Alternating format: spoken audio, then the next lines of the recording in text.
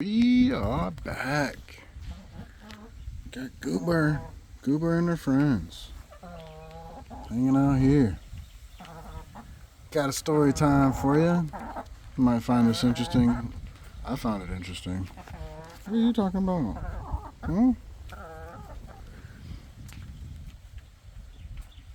I know you clicked on this thinking I got a circumcision, but it wasn't me. It was the kid, 11-year-old kid. My wife's son, my stepson, never got circumcised, and it was always on the later, next year. And I know you guys are thinking they're just waiting on somebody to take charge and pay for it, but I didn't pay for it. He's got a papa. He doesn't need me to pay for everything.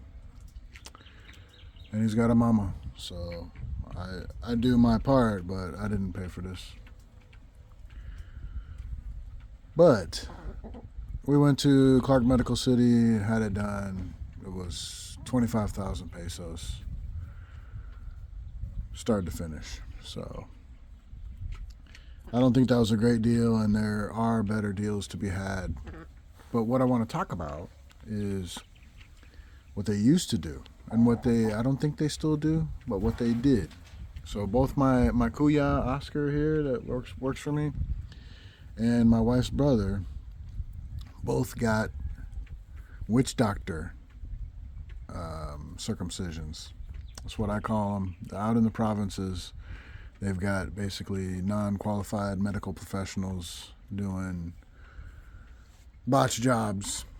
And my wife's brother he heard from his buddies that somebody in the neighborhood was doing circumcision. So just some random kuya takes his fillet knife, makes sure it's sharp, the boys all line up, and he does the chop.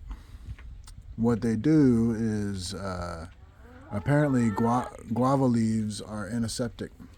So before you get the chop, they give you a handful of guava leaves for you to chew on to help manage the pain. You have something to chomp on.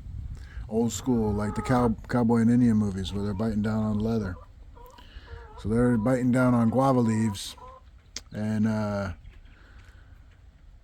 Kuya does the procedure. Chop. There you go. You're finished. And then you take the guava leaves that you've been chewing on out of your mouth and put it on your own package as antiseptic. And then what she did, my wife, was while he was healing for the next couple of days, she would boil guava leaves, let it cool, obviously, and then wash his package with the guava leaves, the guava leaf solution, the soup, the boiled solution. And there was no money changed hands that I know of, but can you imagine? And that was 30 years ago. So think about 30 years ago. 30 years ago, that's what they were doing here. And so think about what you're coming into, where you're going to. There's a lot of things that are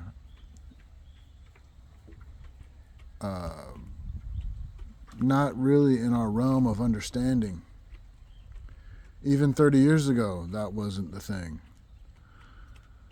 for what we may be used to in the West or where you come from. But 30 years ago, they're using a fillet knife and chopping. I just cannot imagine that. That just doesn't compute with me that they were doing that. They did mine when I was a kid. I don't remember it. I was a brand new baby. And why that didn't happen with this kid, I don't know. Probably it was money. It was money. Reasons about money. It's always about money. If you got none, you got none. So everything's about money at that point. So that was an interesting thing that happened today. He got his chop on, and he's not too happy about it. He was freaked out. But the anticipation is sometimes a lot of times worse than reality. But you know, the procedure was fine, and he's home now, and he's taking Tylenol. They call it Panadol here. I don't know why. Maybe it's generic Tylenol. But he's starting to feel some pain now. He's not too happy about it. But that's the way it is. It's better than getting it done by Kuya down the street with his fillet knife. So that's just a little story time I wanted to tell you. That's what we're doing here. Chickens are holding it down, eating good. So if you're coming here, you want to get an idea of what how to measure what you might have been used to versus what the locals have experienced. There's a good chance that you cannot relate. So there you go. That's just one example. All right, y'all. Be good. Like, comment, subscribe.